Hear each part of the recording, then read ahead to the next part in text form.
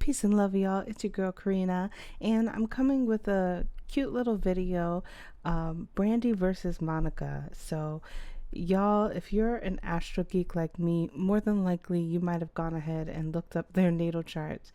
And this is kind of what I do in secret.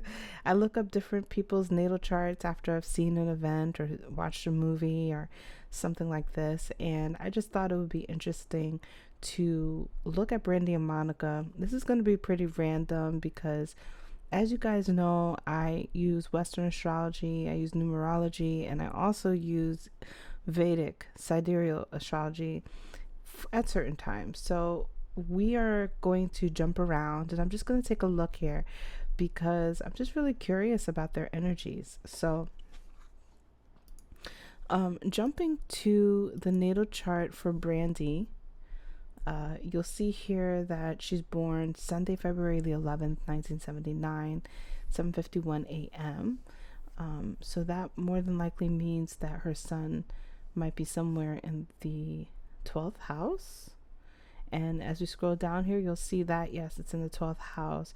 And I really do feel that she's got a lot of Piscean energy. And we'll see here that her rising is also Pisces. So I just felt like her demeanor was way more like relaxed and like low key, just really like mad chill. She seems like the person that you just want to like talk with all day, or various topics. You know, she just has this low key energy about her, mad chill. Monica, on the other hand, has a little bit more like stiffness. And so I was like, I feel like Monica might be like a Capricorn or something, or, you know, somebody who just really takes himself a little bit more seriously, right? And apparently, excuse me, y'all, it's pretty late. Apparently, she's got the sun in Scorpio, so it wasn't her Capricorn energy, but it's Scorpio. And both of those signs can give off a bit of like, you know, taking themselves really seriously. And also the way that she's dressed, I really felt like she was more, you know, like where Brandy's whole outfit was a little bit more like eccentric. Let's see if I can find some pictures of the versus battle. Brandy's outfit was a little bit more eccentric, and Monica's was more like, here we go. Let me just pull this up here. And Monica's was more like tailored, right? So we'll see here, like Brandy had like these cute little patches on her jeans. Like her whole outfit is just so much more eccentric. There's no other way to say it. And you see how Monica is so much more like everything is like perfect, kind of monotone, right? Neutral colors. So she gives off a lot of earthy energy. But she has a very sexy vibe that's coming from the Scorpio energy of her clothing, but also like she's got a Venus in Virgo, so like that Virgo energy is actually pretty modest in their clothing, where you'd find her Venus, but the Scorpio makes it really sexy. But you'll see everything is like skin tight, very simplified, monotone. And like Scorpios, they're really good at just making everything look very polished. You know what I'm saying? Scorpios, Virgos, they're like, they have this way about them that makes everything look really like exquisite, really rich, really polished, like perfect. Everything is kind of like the makeup. And also she has like a translucent skin. I know this picture is not that great. It's kind of grainy, but you know, her skin is like very translucent, you know. While on the other hand, Brandy's got the long braids, and actually that's very Piscean in the ideas and concepts of beauty and fashion.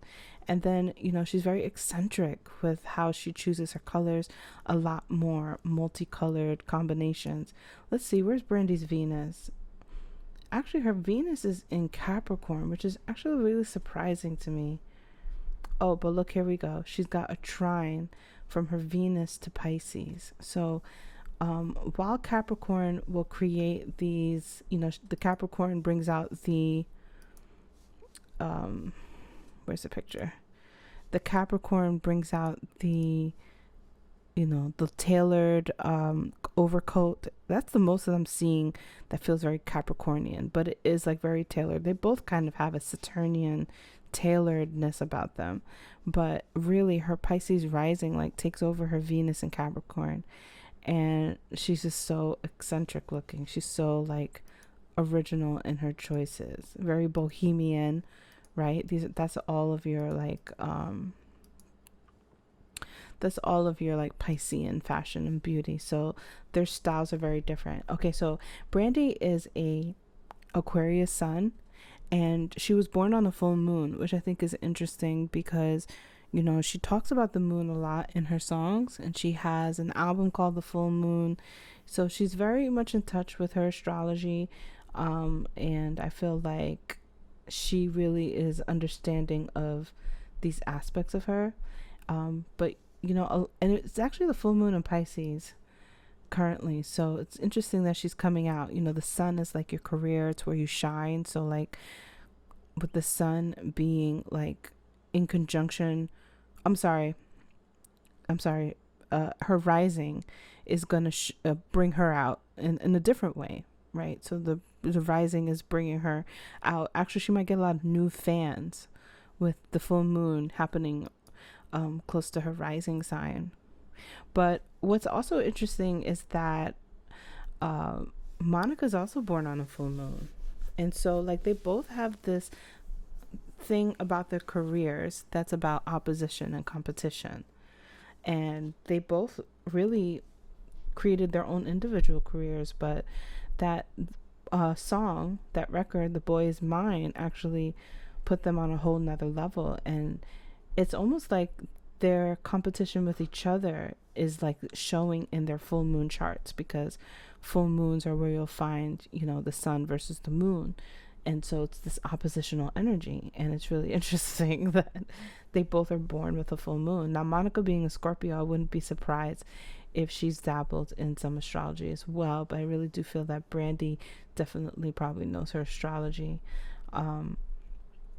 But I also wanted to look at their Vedic positions because I'm really curious about their nakshatras. Now, I am not like a full-blown Vedic astrologer, so bear with me. I like to use the Astrolata birth chart because it gives you the Western positions with the Vedic nakshatras, so it's like a perfect mix of the two. So we're just going to go ahead and plug in Brandy's information and look at her Vedic chart. 1979, 751. So yeah, you guys let me know if you watched it and what did you think? What vibes were you getting off of them? Did you think that they were really compatible with each other, their energies, or did you feel like they were kind of awkward? And I'll tell you what I think in a little bit. Okay, so let's just go ahead and plug in Brandy's stuff here. Let's look at her nakshatras. Okay. Okay, so her sun is in the Dhanishta nakshatra. And actually, this is one of the nakshatras that I understand can create very famous people. There's something about this energy that's like she's able to be used by a lot of people, like maybe have felt used, probably in her love life, but also in her career, because the sun is your career, right? So in Vedic astrology, she's a sun in Aquarius, so she's vibing a lot of Aquarius energy. In Vedic astrology, she would be actually because it's 24 degrees behind. She might be actually a Capricorn. This birth chart that I have doesn't tell me because it keeps the Western placements here. But her sun though is in the Dhanishta nakshatra, and this is also a nakshatra that might have like more thicker women. It's not always the case, but I've learned that through various astrologers, and it's actually a very good position for being famous, like being well known. So that's interesting. And the moon in Ashleisha, that is also a placement that's very sexy. It's a very sexy placement from what I understand. So I think that's really interesting that she has those nakshatras. Yeah, so her sun is actually with Mercury, which shows a lot of great talent in writing. And I think Mercury is like very skillful, right? So I think that like her runs and her ability to do these beautiful runs and whatnot, that comes with the sun energy. It's just very like very well placed. Mars being in the 12th house I think is interesting because it's like the 12th house is very subconscious, and Mars being in the 12th house is kind of like not really having the will to fight, you know. So while she may have a lot of competition, she may not have as much of the will. Everything being in the 12th house, it's like her ego and her will to fight is kind of dissolving. It's always dissolving. It's more about service, and so I think I get that energy off of her. Her ego, it's not like at the forefront when she's interacting with Monica. And her career is very like beyond her. Like the 12th house is where things go beyond yourself. She has the capacity to create great legacies here.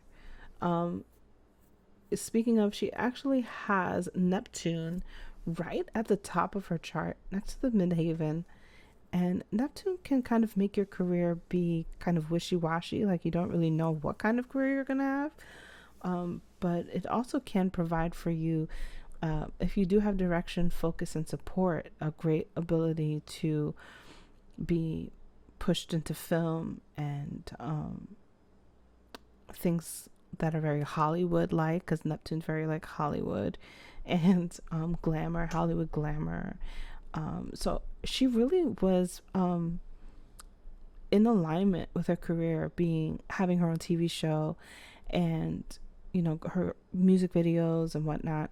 Sagittarius on the 10th house also gives a lot of just optimism to the career. So she really had good placements that made it easy for her to rise to the top. I mean, she could have had some moments that she just didn't know what her direction in career was, but it's always been there for her because she's very talented, and Neptune is going to bring out that mystical side of her.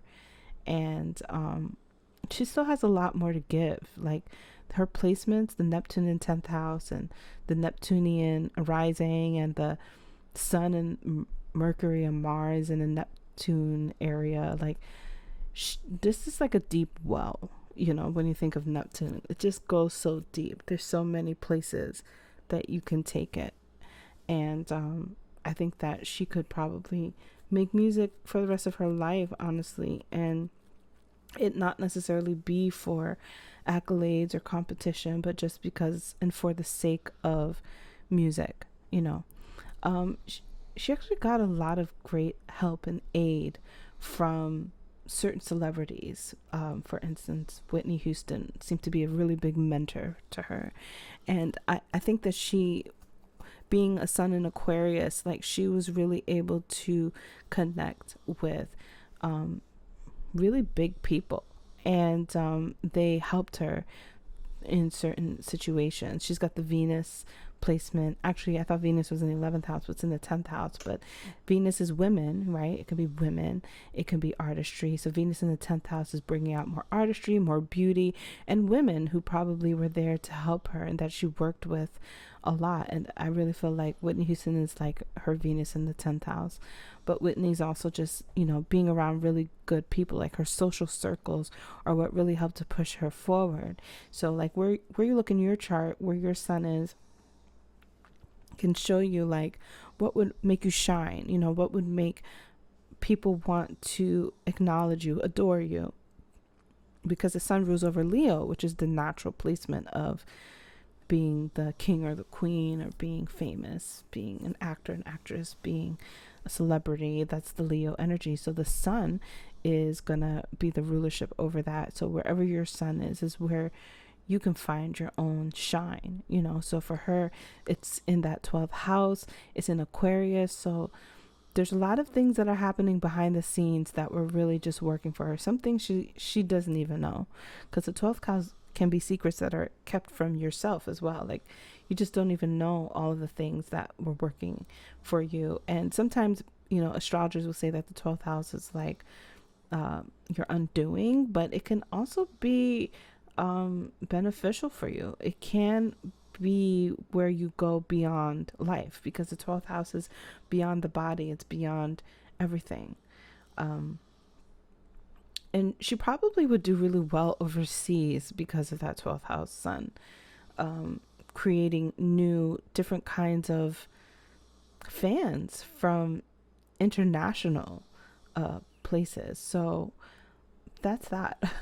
I spent a lot of time on Brandy. Let's take a look at Monica now. We don't have her time, but so she was born with the sun in Scorpio. So she really shines at being like very mysterious, okay? And she does have an intensity to her. She does have a swagger to her that Scorpio likes to embody. Libra likes to embody that too, but almost like a power swag, and you see it like in the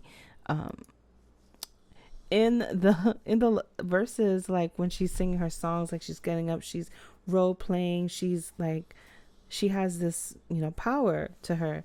So she really shines at that. And let's see, her Venus is in Virgo. Now this is not a necessarily great place for Venus. Venus isn't necessarily like being in Virgo, because Virgo is very frugal. But there's something about her Venus in Virgo that works really well for her. And it might be the fact that Venus is a trine to her moon and her Chiron. So she's got Chiron in Taurus. This might speak to maybe some issues of self-worth, self-value, maybe feeling in life like she didn't always get the right funding. Maybe she didn't always have the right money or resources to maintain certain things that she wanted to do. And but Venus being like your beauty and your artistry, has a lot to do with that. Neptune does as well. Venus giving a trine to Chiron means that she really was able to channel her value and her resource through her voice, and Taurus like rules over the voice. So she's naturally got this fulfillment and need of putting her voice out there into the world. And it actually seems to like help her to channel out any sort of wounds and difficulties that she might have had in her issues of self-worth. And I really feel like the more that she sings, the more that she is more worthy. She finds her value, and it really is her gift. Singers who fall under the Scorpio Taurus placement, they can do one of two things. They can be real soulful. They can also be like super power houses, right? I've been finding this pattern that like under Scorpio we find the powerhouses, singers, and that's maybe because of the axis with Taurus. So she, to me, in my opinion, is more of the powerhouse between the two. Brandy's got her own flavor, her tone, her runs. It's crazy. It's so amazing. But Monica seems to be the powerhouse between the two, and I feel like her Scorpio sun helps her to do that. And also her Venus trining Taurus, the Chiron in Taurus, the moon in Taurus, helps her to pull the soul, heal the soul through her singing. So she's very meticulous about it. Because Venus is in Virgo, I'm feeling like she spends a lot of time practicing, and she may not be as like off the cuff as Brandy might be, where Brandy's like drop in, runs in the moment, and just going with the flow. And I feel like Monica's creative energy is more preparatory. Like, she takes a lot of time. She probably works through what she wants to do and practices it over and over again. She's got that earthy energy that kind of shows that she's really much about making sure she's polished. And I feel like that's also showing, in her whole demeanor. Really, it's really showing. So yeah, I just wanted to come and talk about the charts. I typically don't do this, but if you guys like me doing this, then let me know if you'd want me to talk about other artists and their birth charts, and maybe even compare them to other people, and also their fashion style, because I still have the Venus series going, and I'll have Venus and Pisces up. That'll be the last one up. So thank you for tuning in, listening to me rant and ramble about Brandy and Monica. It was really an amazing nostalgic walk. If you guys haven't checked it out, definitely do so. I'm sure there's a lot of YouTube videos that have recorded the live stream. And I'll see you guys in the next video. Peace and love.